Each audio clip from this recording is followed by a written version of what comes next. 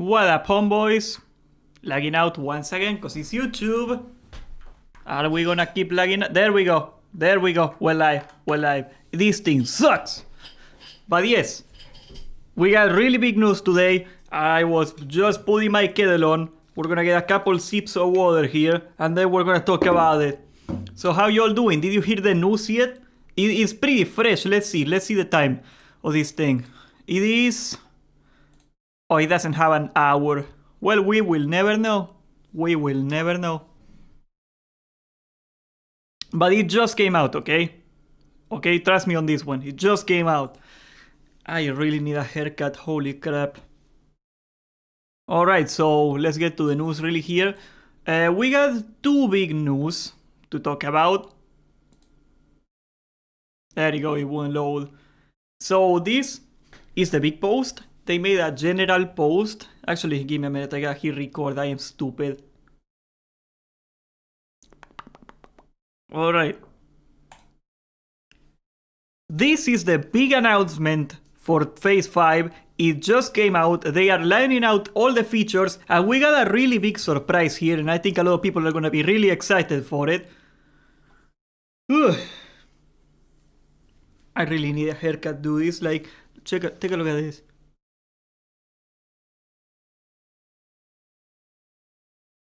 What? Boingy, boingy, boingy, boingy. I'm starting to dent, okay? That's when I gotta cut my hair. When I start denting, look at that hairline, by the way. I am bored as fuck. Alright.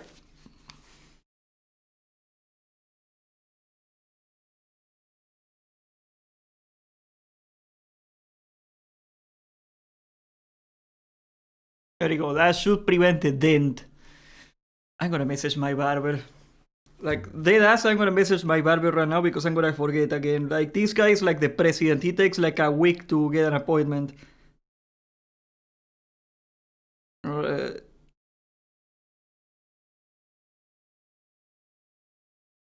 you go. Takes care of that.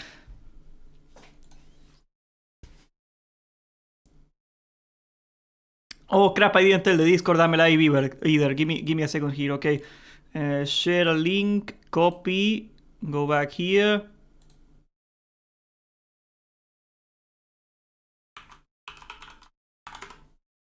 Alright. Now we're set. So they are detailing all the features of Phase 5. A lot of the features that you're gonna see are actually the successes of Phase 4, what I would consider successes. I made a whole retrospective on it the day before. And, well, not the day before, how long was it? Like a month ago? Probably like a week ago, I don't know. Ever since I started making YouTube videos, it feels like forever away everything I do. And then I look back and it's like, oh, it was a week ago. I don't know how that works. But I made a whole detail of like all the features that I thought were very good in Phase 4 and all the features that freaking sucked. And I think they are doubling down on the good ones. Okay, I just did a preliminary reading before taking this out. So let's check it out. You didn't miss anything yet. We just started, Caliber. Ah, it's getting hot in here. I freaking hate what is going on to summer. So, let's take a look here. Seasonal Discovery Phase 5 will allow you at 1 PM PDT, September 26th. We already knew the date. Here are the details, okay? First of all, Blackwing Lair. That's gonna be the main staple of the phase, obviously.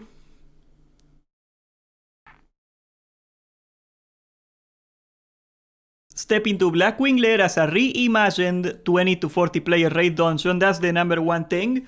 That's something that people complained about. Apparently there was a bug in Molten Core the first week that you could bring more than 20 people and it wasn't intended, so they shut it down and then they kind of regret doing that, so they will allow us to take more than 20 people now. So if you want to get your affixes, I think there is no easier way than to just get more than 20 people. We did that on the PTR actually.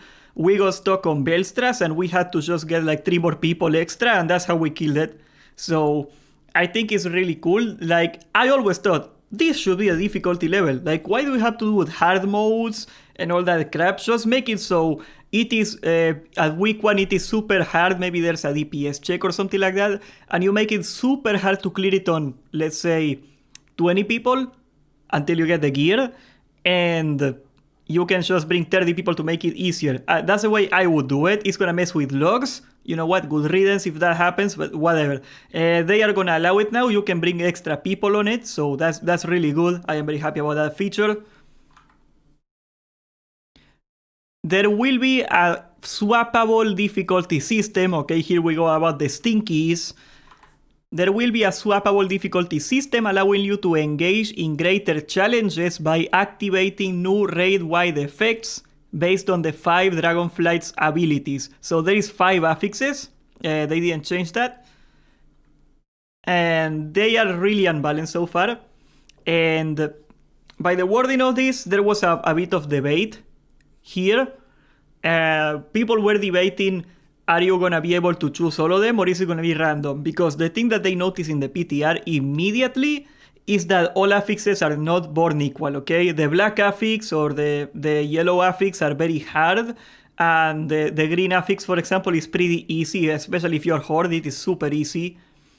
So they thought, okay, maybe they are gonna rotate it every week. You can only pick a certain amount, like Halfus Windbreaker in Blackwing Descent. You know, I thought it was inspired on that mechanic because that's a boss in Cataclysm that has from the Nefarian raid in Cataclysm, right? It makes sense. Apparently, according to this wording, it's gonna be just like in the PTR where you're gonna activate no raid-wide effects. Okay, like it doesn't say they're random. It doesn't say that it is like a weekly selection or something. It's a shame. I think that should be the way to go, that there is 3 different affixes every week, and you can choose whether you turn them on or off, or fine, but you cannot choose which ones. I think if you let people choose which ones, they are gonna immediately figure out what the 3 easiest ones are, and they are gonna do those, because that is exactly what happened in the other... I'm stuttering so much, because that's exactly what happened in the PTR. In the PTR, everybody did the yellow one and the green one, and I think the red one, and that was pretty much it.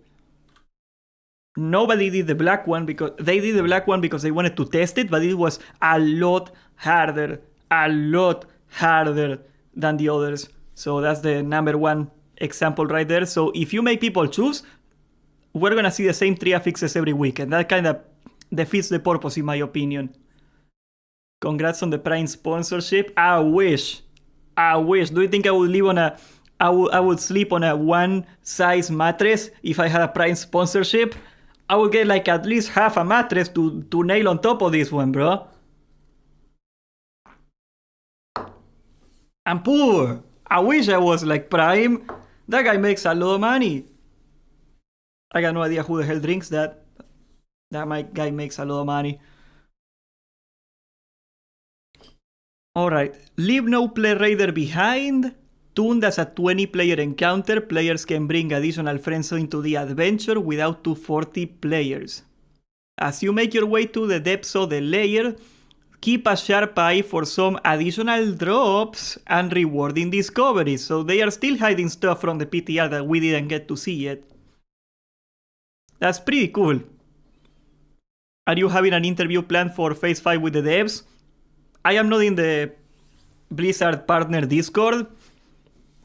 I never tried. They probably would let me in. I mean, I got nothing against them, but I don't think I am ever gonna get an interview. I am kinda mean. Like, the only scenario where you see me getting an interview from the devs is that, I don't know, that I become so gigantic that they wanna mess with me, okay? That they have to mess with me, because they are not gonna wanna mess with me. That's just the sad reality. Also, I was like a private server streamer for the longest time, and there's like a taboo on that. I might be blacklisted or something like that. I'm not sure. It's fine. It's fine. Okay, I don't care.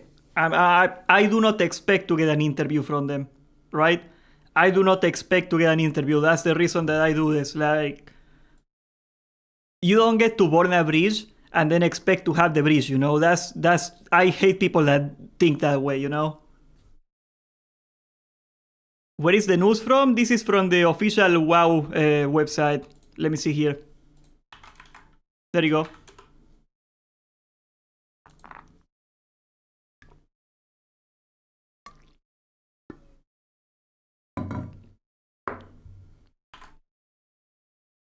Okay. Here's the next news. New Tier 2 sets and reworked itemization inside. Similar to Tier 1 sets, the Molten Core Raid, Tier 2 armor sets are expanding to include multiple variations for different talent specializations and playstyles. So that means you get a tanking set, you get a DPS set, and you get a healing set for the same class. It makes sense. About them time. The Mega Server disaster, oh, that's for last. We got a lot to cover today. It's gonna take like an hour at least. Oh, we got a lot to talk about. Basically, Australian people got screwed. You wanna get a TLDR? Australian people got freaking screwed.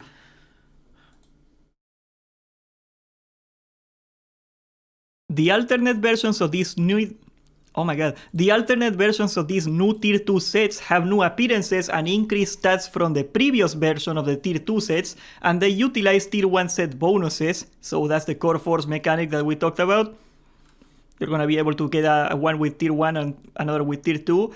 This allows players more options to choose when selecting their playstyle. Players can also exchange Fireland Embers from the Blackrock Eruption event by visiting Lotus Darkbringer in Blackrock Depths for elemental essences. So, okay, this is a weird choice of word here. Why would you casually mention that on top of the Tier 2 set? Okay, it would seem to me, okay, this is my interpretation, and this could be wrong, but I think they are trying to say that you can change your tier set bonuses by using Fireland Embers in some way. I think that's what they are implying. Piso grassi ma tut.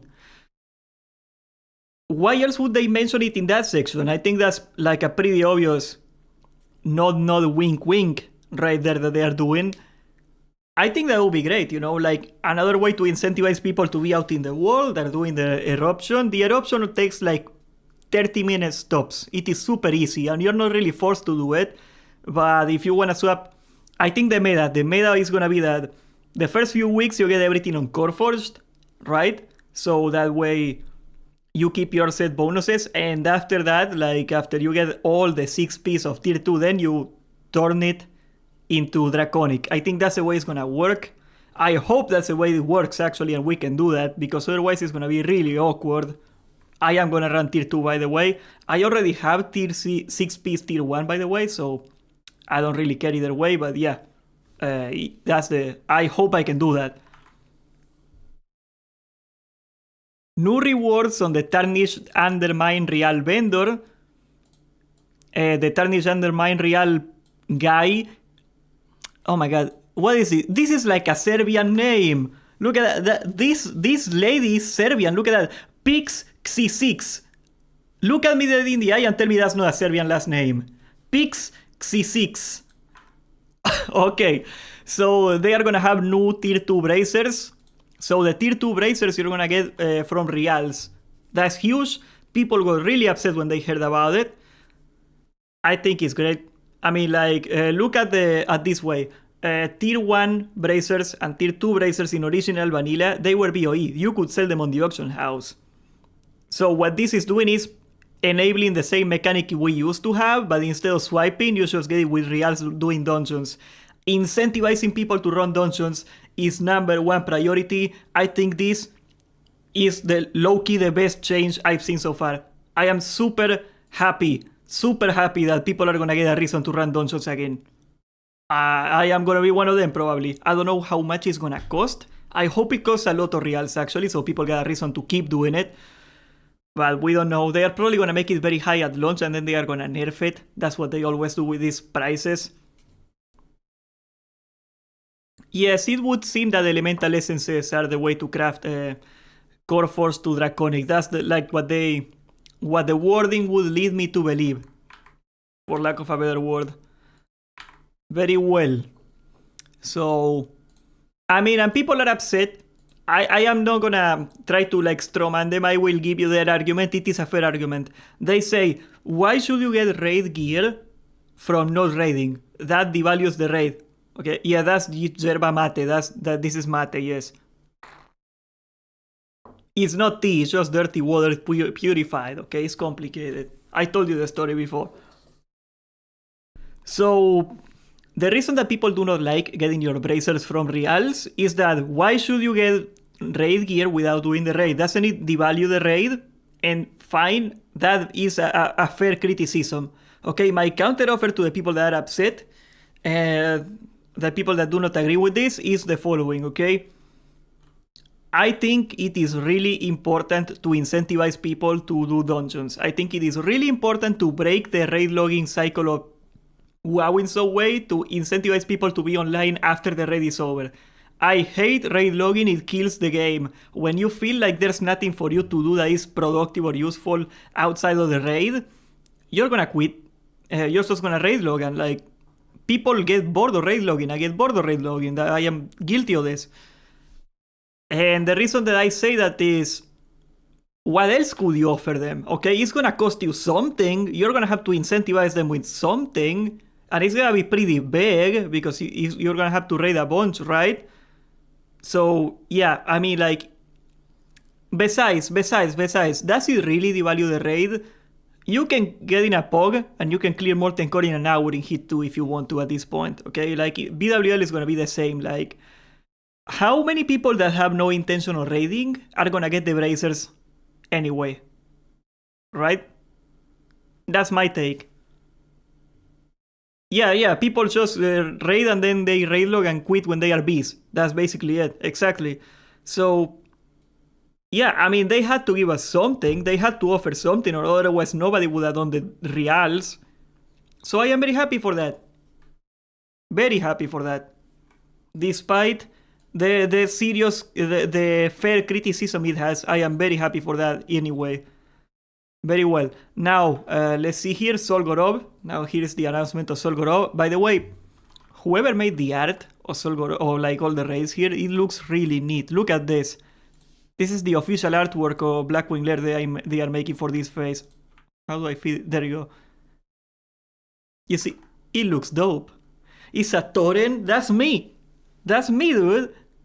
Isn't that me? Look at this black torrent just facing the boss, and everybody else is like, oh, I want to participate, but the torrent is taking all the attention because he's superior and better. That's me, bro. You're damn right, it's all Horde. It's been that way all of all, bro. Like, welcome to getting screwed. It's the Alliance. Okay. Just, yeah, stop messing with you there. So, Zul'Gurub. Here. There is gonna be 10 to 20 players in the dungeon, so once again, like Blackwing Lair, it is supposed to be 10, but you can take more people, and I think that's great. I always viewed Zul'Gurub as the casual, easy raid, and the Blackwing Lair as the hard raid. As a matter of fact, that was something that really pissed me off of like the previous phases, like Phase 3. Phase 3 was when it really got to me. Like, they made a 20-man raid and they didn't make a 10-man raid as a compensation. Phase 3 sucked. So I am very happy that we're getting extra raids, and there is even more raid, okay? There is an extra secret raid coming out. You're gonna see down there, okay? So yes, you're gonna be able to take 20 people. Zul'Gurub, we tested it on the PTR. It is super easy. You should be able to pog it immediately, way easier than Onyxia. And I don't know if I am happy about that, but yeah, I mean, people will be happy about that. It is a lot easier. Players will be able to earn updated and redesigned rewards. Hakar offers new encounter mechanics and rewards. Okay, this is the big one. For defeating him while Sandalari priests are alive. Zul'Gurub always had a hard mode. That is not a new mechanic. Zul'Gurub had a hard mode where if you do not kill the previous bosses before Hakar, Hakar is stronger, he gets new abilities. That's the hard mode. Back in vanilla, there was no reason to do the hard modes because there was no extra reward, because the developers forgot to make it. They ran out of time. So this is adding cancelled content back into Zul'Gurub. I am really happy about that. We saw the data mines. I didn't see something that I thought was super insane. Maybe some set piece or something is gonna drop from there. There is only like 2 good set pieces, so I am a little concerned that the hard modes are only gonna have loot for like a certain select amount of classes. And how do you convince people to do the hard mode if you're like the only guy that needs it? Because I don't know. I don't know how much harder it's gonna make it. We did not try hard modes in the PTR. I think they were enabled, but we didn't try them. Zul'Gurub without the hard mode though, super easy. You can crank it out in an hour with an organized raid. Very easy, way even less than that, honestly. Very well. Defeating Sandalari Priest also grant access to buffs from powerful Loa spirits. That's also something we talked on the PTR. We are basically, every time you kill a boss, they give you their powers. And I think there's gonna be like a really fun conversation between people of like, what is the best buff to get? Because there is a buff that heals you when you do damage. There is a buff that gives you more damage or something like that. There is a buff that, I kinda forgot now, that lets you skip bosses because of the stealth. So that's gonna make the hard modes a little easier to do. There's a lot of cool Loa spirit buffs. There is 6 in total, I believe. So I like that mechanic, and of course I think eventually people are just gonna kill the one that gives you damage first, and then they're gonna do the rest. That's eventually obviously gonna be the way to do. But it might make it easier, so that's cool. Players also manually choose which boss they would face on the Edge of Madness encounter. To fight a specific boss, click on their specific tablet and activate the Brassiere with Gurubashi Mojo Madness while the aura is active. Okay, we didn't test that on the PTR. That's really interesting. Is there gonna be different loot? Because if there's different loot every time that you choose a different boss, that's gonna be a nightmare. People are gonna get really mad if that's the case, because like, imagine you do an entire raid and people are gonna kill the boss that you don't need. I hope that's not the way it works. Still no news on the name reclamation system. They said it was gonna take a couple weeks for that to kick in, so I wouldn't count on that. They did say it was gonna take a while, to be fair to them. Still not the way I would have handled it, absolutely, but that's what they said. They did tell you it was gonna take a while to figure that out. Should I zoom in the text a little bit? Do you have a hard time reading this? Let's see, maybe I can get a little more in. Let me squeeze this a little more.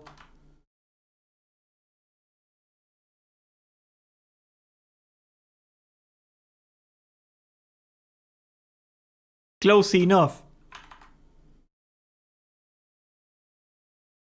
Simplified rune discovery. This is also one of the big ones, and again, I think this is also one of the best changes in the phase. They got rid of runes. They accepted that runes are stupid. It took them a while, but they accepted it. I don't think runes are stupid, okay? Okay, that was a too strong word. I think they started in phase 1 and phase 2 as like a nice quest line. You do it in a couple minutes, maybe an hour. You get your rune, and it's really fun, and you get something out of it.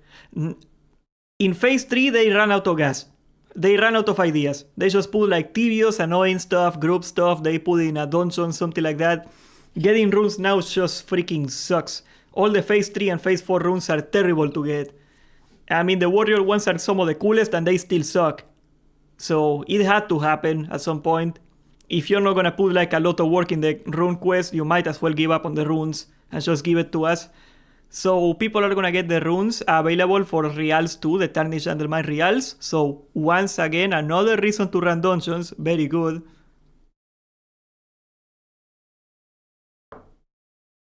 Yeah, they are not alt friendly. That's my main problem, honestly. So Pixie6, the same Serbian guy in Booty Bay, is also gonna make a bind on account token available for characters who get certain shared discoveries like the Dark Riders, Wild Gods, Ley Lines, or Duskfeather. Oh god. Simply purchase the relevant emblem and mail it to an old character to redeem as a special rune broker in Stormwind or Orgrimmar for their appropriate class rune. You should be able to get them. No. Like what? You can get it on your main and then send it to your alt. But yes, until you're 55 and do dungeons, you can't get them. So if there's a very crucial rune that you need to do the wild offerings for, I cannot think of many off the top of my head, that might suck. And no, they say here select runes. So I assume what's gonna happen is the ones that require you to group up are gonna be tokenized, and the ones that you do solo, they are not. That's the way I would guess they are gonna handle this. Because of the wording that they are going for. Very well. New class-specific item discoveries. That's the thing they tease, that the class item for every class. Most classes are gonna get a weapon, not all of them. For example, the warrior is gonna get a shield that looks like Spyro the Dragon. You guys like Spyro the Dragon? Let me show you.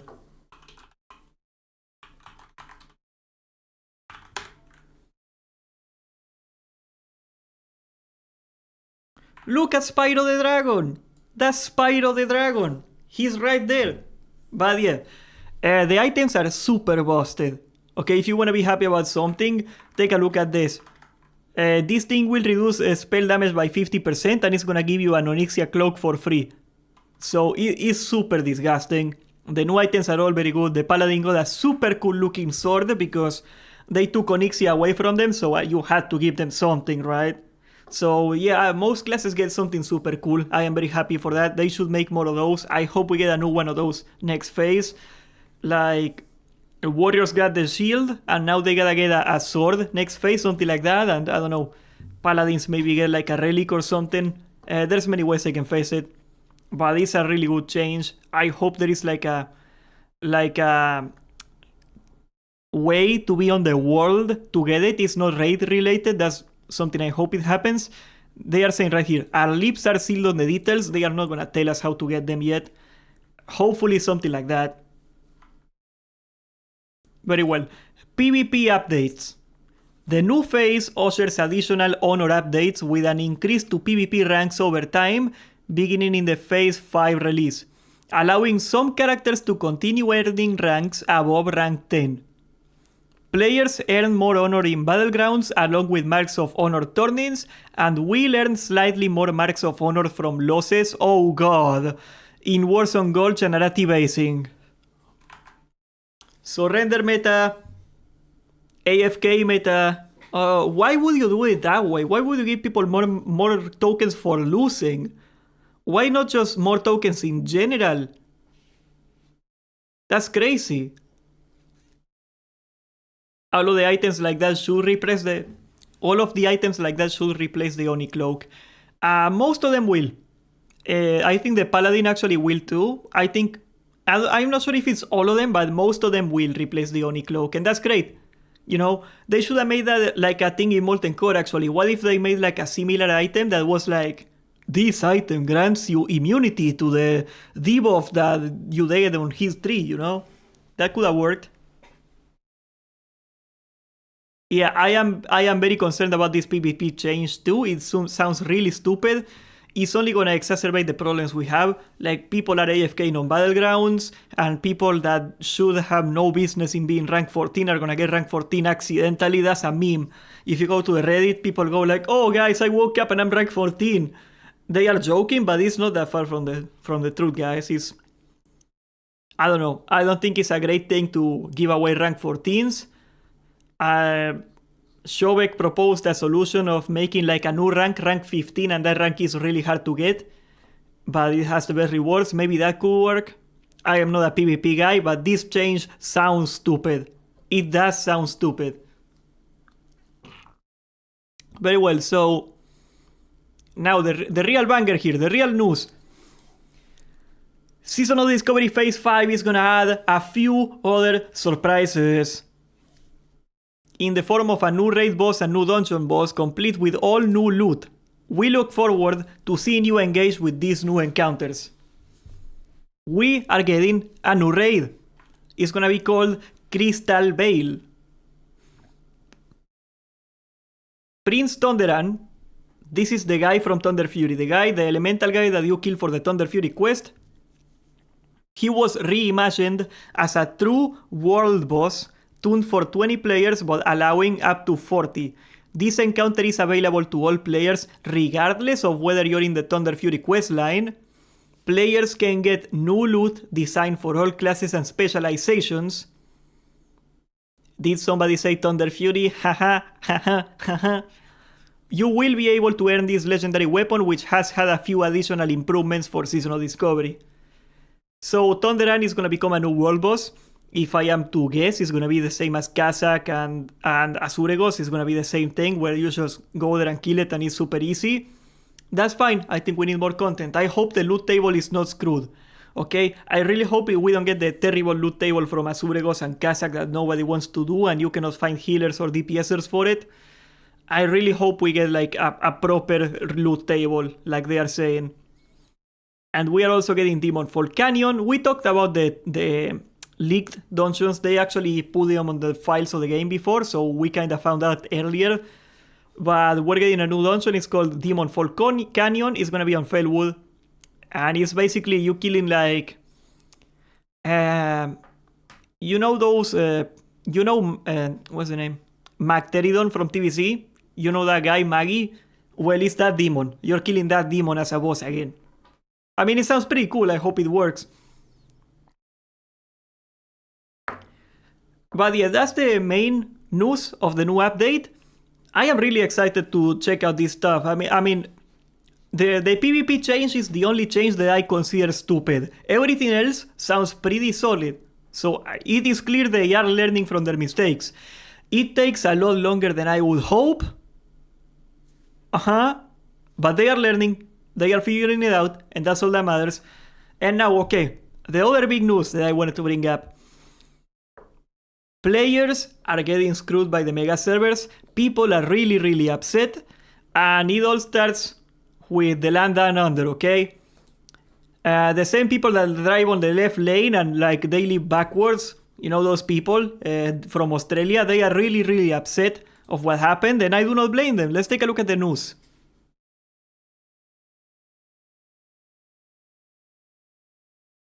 Okay, here, let me align this.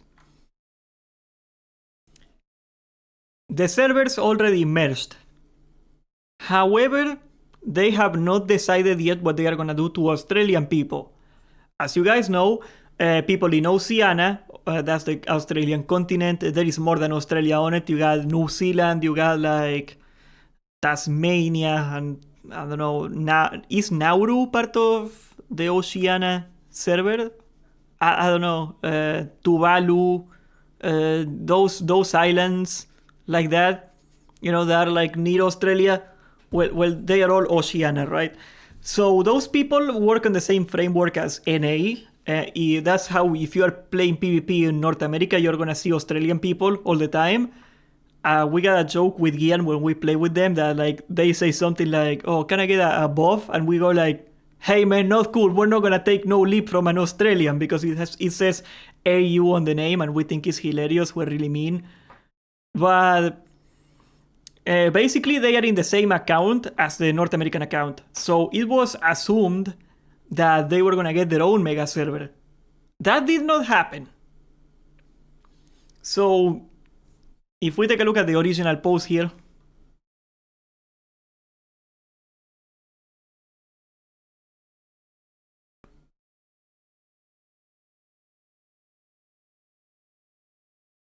So here's where the problem comes in, right? Like you can see these two comments here are pretty much nailing the whole thing.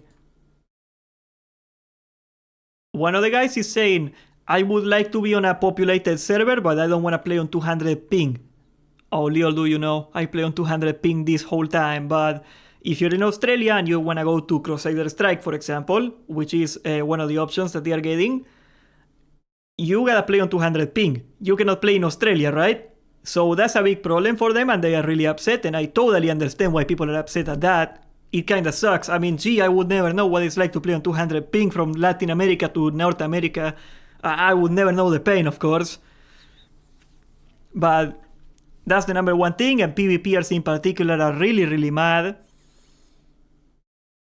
Then you can see right here, people are asking for an alternative solution. Like, can we choose? Can we choose between Australian mega server or American mega server? Will you give us the choice? And basically this is the reply that they gave us. And my dog is molding outside again. God damn it.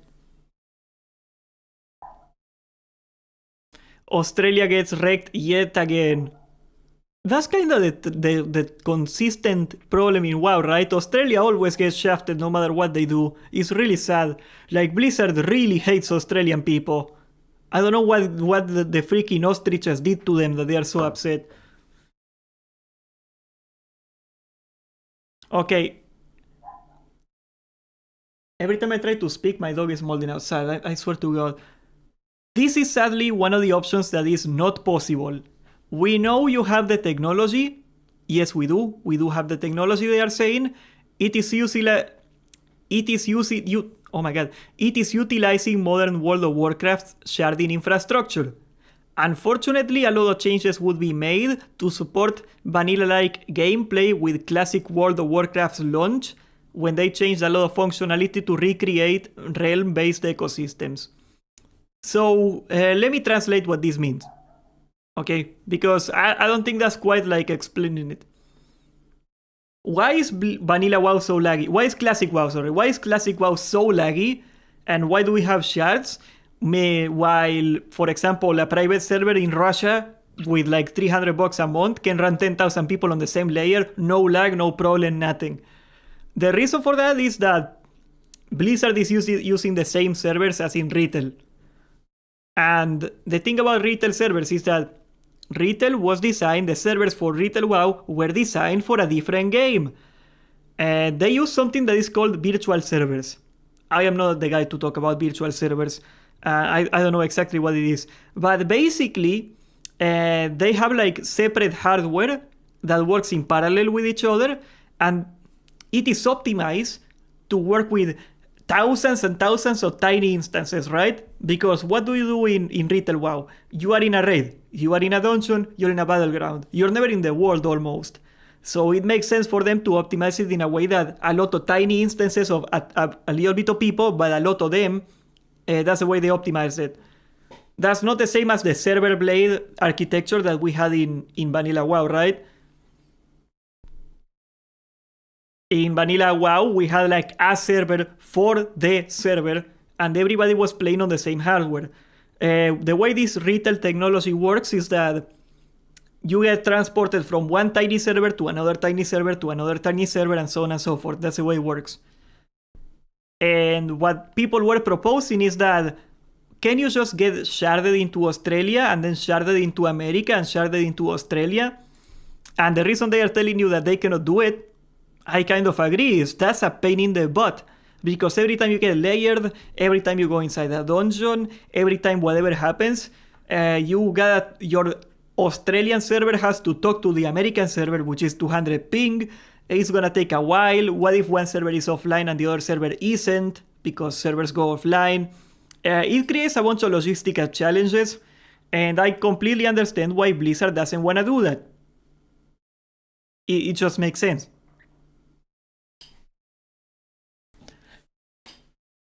They are offering you a couple options. This is not the options that they are offering you right now. This is what they are proposing, and they want to hear people's opinion on it. And I bet you they are going to hear people's opinion on it. Oh God, they are going to hear it.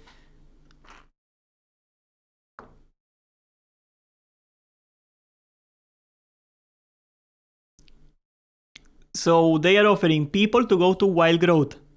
That's number one. So they are offering people to go to PvE. They are also offering, so they are still going to play in America, basically. They are still going to have to face 200 ping, but they are going to have the option to not go to the mega server. Number two is to convert Shadow Strike, which is the Australian server, into a PvE realm, and they are going to open transfers to Shadow Strike. So the way it works is that essentially what they are proposing is, what if you get an Australian mega server for the Australian people and Americans get their own mega server? The reason... Oh my God, this thing is giving me the hiccups. The reason that they are concerned about this is there going to be enough people to sustain two servers in Australia? Like, Australia is much tinier as a server than America. So, is two servers in Australia gonna feel like a mega server? Especially if you give people the choice, right? Especially And this is the main problem. Because I heard people tell them, give everybody all the options. If you give everybody all the options, the Australian mega server will die. That's the trade-off. Because even if only half the players go to America, they are missing half the players, and Australia is already a smaller region. So they are still gonna get screwed in the bot, basically. No matter what they do, they are gonna get screwed. So they can't give you both the options. For all the people that were saying that, I know it feels like emotionally what they should do, it doesn't really work. And that's what they are proposing here. Offer to both America and US. People can choose to stay or go. This option almost certainly will kill the Australian realms. I agree. It will. And it splits the already small player base, and you will be forced to move if you want to play with anyone. Out of all the options, we are leaning towards option 1 for now, which is making 2 Australian servers, basically. Shadow Strike is still a significantly healthier realm than Penance, but it is still less than 10% of the Crusader Strike. So that's the American server.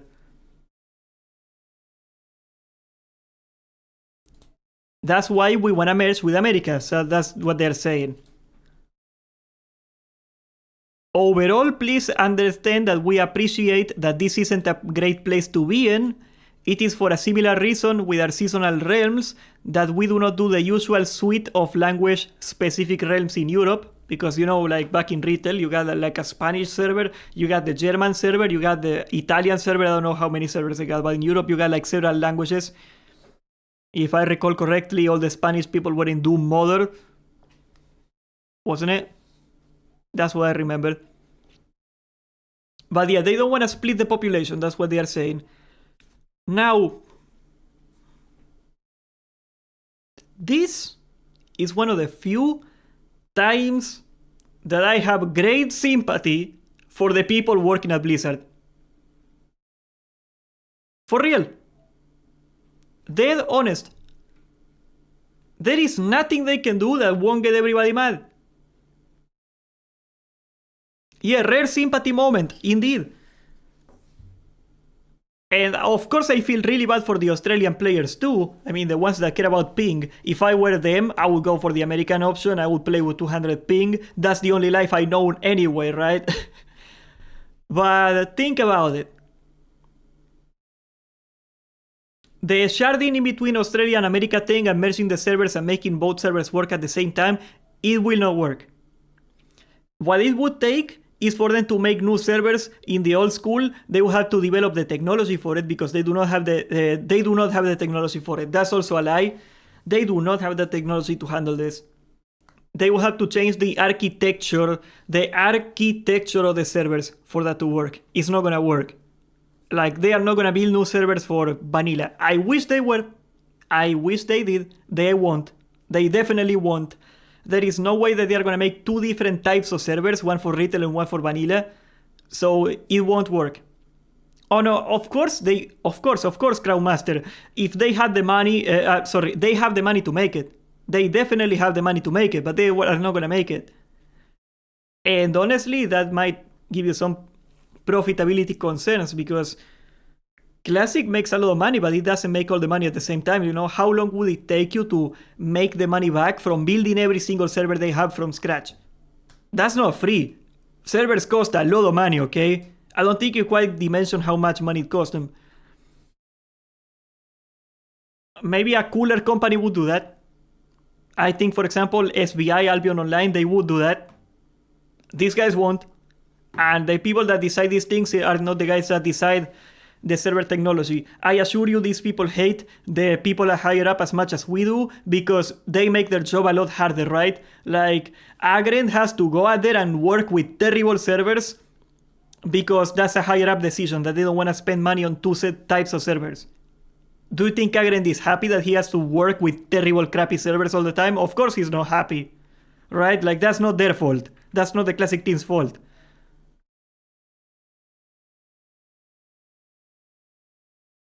So would spell batching work?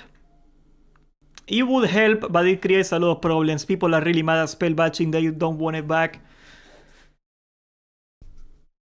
So essentially, the options that they are giving you are the options that realistically can happen. And my heart also tells me maybe we should give people both the options. It doesn't work. They are all gonna go to NA anyway, so do you really have a choice between going to a dead Australian server or going to NA? Is that a choice? That's the illusion of choice at that point, isn't it? So I feel for both of them. I feel for Blizzard and I feel for the Australian players. Let me tell you that if you raid, 200 ping is not that bad. You can do it. Unless you're a feral druid. If you're a feral druid, you're gonna have to reroll. I think we're gonna lose all the feral druids on Australia tomorrow. That's not gonna be a thing anymore. That sucks. But yeah, I think that's pretty much my take on it. There is no good option here. Every option is a lose-lose situation. And I hope they do a poll. Honestly, I think the way they should fix this one, because this is such a pollable one, okay? Just send an email to every Australian player in Classic and do you want option 1, option 2 or option 3? That's it. That's the way I would handle it if I were Blizzard. Why feral? Because the power shifting is like very ping intensive. If you got lag, I don't know how to verbalize it, but if you got lag, it sucks. It freaking sucks. It doesn't do what it's supposed to when you got lag.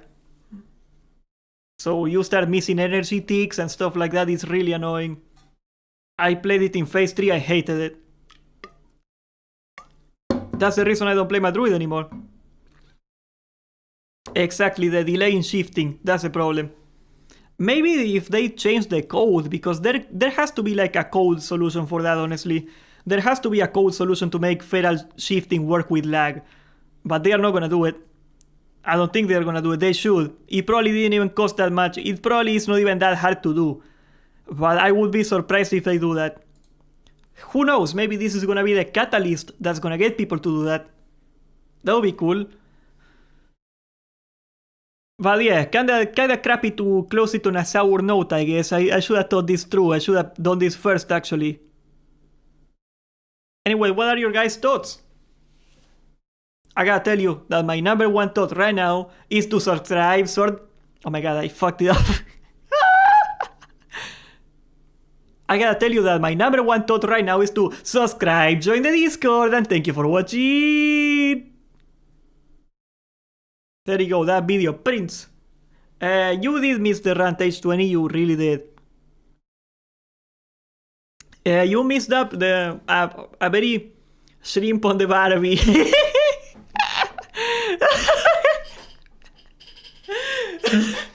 The shrimp on the Barbie. Oh my god, it's cold. It's hot as fuck here. What is going on? Am I on fire? I feel like that dog in the cartoon that is like, this is fine with the teacup. But yeah, you missed out the one time in my life where I had a lot of sympathy for Blizzard. The mega server was an L. For Australia, it really was, yeah. Australian people got really shafted. Like, Gian is in chat, okay?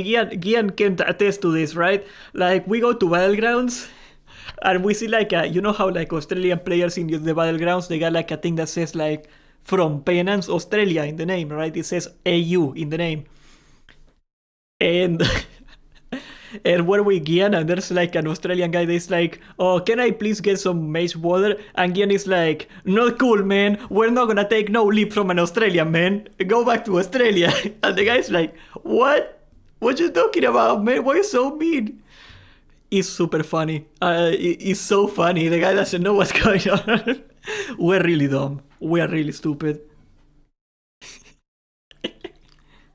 I felt so bad for those guys. Yeah, but it was funny at the same time, you know? I cannot say no to that.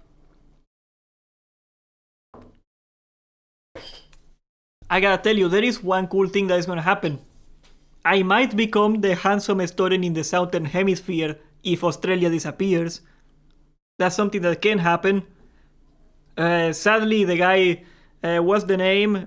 Corbin from the Countdown to Classic, he's more handsome than me, but if he quits the game, then I am the handsomest in the Southern Hemisphere. So think about it. Think about it. It's with soda. No, okay, I'm gonna tell you the story. I tell the lore of this every time. This is called yerba mate. Yerba mate. It is a type of grass that grows in Argentina. So the Indians, before they got colonized, they had like a pumpkin and a straw. And they put like shredded grass in the pumpkin and they would drink like so. The reason that they did it is that the grass is shredded, you see, like this, is grounded up. So the water would go through the grass and all the dirt and all the debris, all the crap on the water, because the water was not clean, it would get filtered, and that way you could turn brown water into clear water. That's how it worked, right? Very clever. They were very clever people, these Indian guys from the north of Argentina. And what happened is that the Spaniards came in and they saw them drinking it, and they went like, oh, that must be the tea that they like. You know, they are drinking it. That must be tea, you know, like we drink tea because we're Spanish. I bet those guys also drink tea. And that's basically how we appropriated it. So white people think it's a drink. The reason I drink it is I cannot drink tea without sugar anymore. And I am trying to cut sugar off my diet. So this is the only option. It is not tea. It barely has any taste at all. It is just slightly bitter. That's it. They were really smart, okay? Okay, just think about, they invented water filters 200 years before white people invented water filters. They were really freaking smart, okay? That was genius. That was freaking genius. Well, I bet it has the same vitamins that lettuce has, because it's grass, you know? It's gotta have something on it, probably vitamin A. Let's see. Honestly, let's see here. Nutritional facts of yerba mate.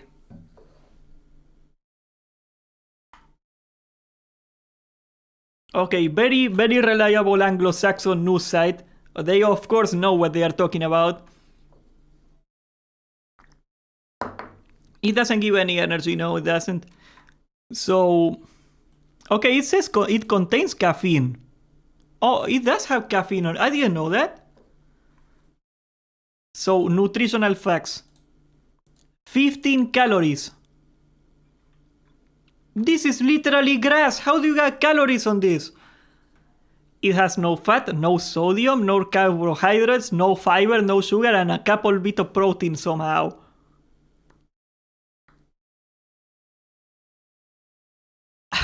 Okay.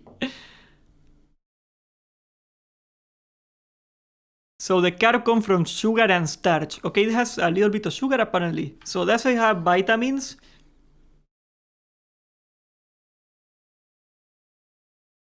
Okay, 7.8 milligrams of vitamin C, or 13% of your daily recommended intake.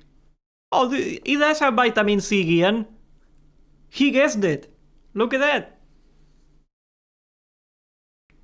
The bits of box you drink, they get that protein. You know, you remind me of like a discussion I had with my mom a couple weeks ago, that she was like, I cannot drink water from the tap water anymore. It has metals on it. And I was like, yes, they are minerals. If you don't get those, you die. The water is supposed to have metals on it, brother. I don't know. She's like super paranoid on those things. I think you get 0 calories from drinking that, since the leaf is still in the cup. Oh, you can see, we actually call it washed up. Like, this thing over times, it begins to like lose its mass. It's crazy, but the grass in here, it gets lighter and lighter. Like you are, like the water is green, okay? Like it gets in the water at some point. It actually gets in the water.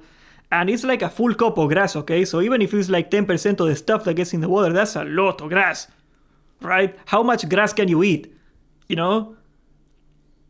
Yeah, it has a lot of dust. Like, And like this thing comes with like a mist of dust on it, which is like the grounded up remains. Because nowadays it is shredded industrially. Back in the day, the Indians would just chop it up a little bit. So I guess it's like way stronger now than it used to be back in the day, because it wasn't, again, it wasn't designed as a drink. They invented this to filter water. They were really smart. They were so smart that the Spanish didn't understand what they were doing when they came in. That's how smart they were, okay? Of course I know it. It's like my national drink. Like everybody in Argentina drinks this. And there's also like a cultural thing, because eventually people did understand, oh, this is for filtering water. And during most of history, water sucked. Okay, like not even that long ago, like 60 years ago, the water that you could get in a lot of rural areas was like really polluted with like dirt and stuff. So even still, like if you had a well in your farm and you were drinking off of that, this thing did clean up the water a lot too. Or if you were drinking off a river or something, God bless you.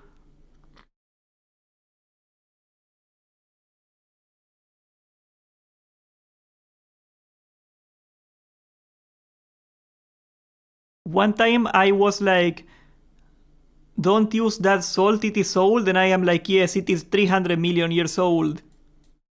Yeah, like a lot of people are that way, that like uh, salt tends to cake. That's what they call it. It just grounds up into a ball over time.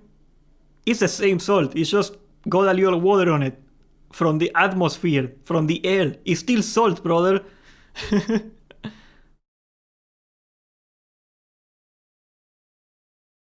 Water has too much dirt on it. Let's put grass in it. Yeah, like you do appreciate how smart it was, right? Like, how do you come up with that idea? Like, it took European scientists like 200 years to filter water through sand, okay? And it's basically the same idea, right? They were really freaking smart. Give them some credit, bro. Showing for wow, stayed for the salt. Thank yous. Alright, brothers. I am gonna go, though. I am gonna go. I gotta edit this thing. And Saturday, we're not that far away. 2 days. Saturday, we're gonna do a molten core with the crew. I don't know if we're gonna do hit 1 or hit 2. We're gonna see who shows up. I'm gonna make a sign up in the Discord. I'm gonna toss you the Discord link really quick.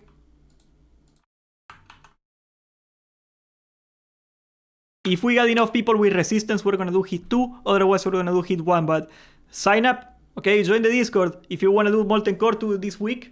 A lot of people came into Crusader Strike US, okay? Crusader Strike US. All the people that came from the server, a lot of people lost their guilds, a lot of people lost their groups. If you wanna come in and kill John Molten Core, that's right, we're gonna kill John Molten Core. We're in Crusader Strike, yeah. We're gonna do a raid with the crew, okay? So get in that Discord and sign up. And otherwise, subscribe.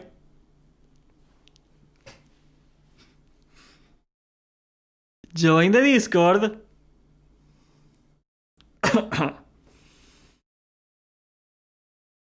And thank you for watching.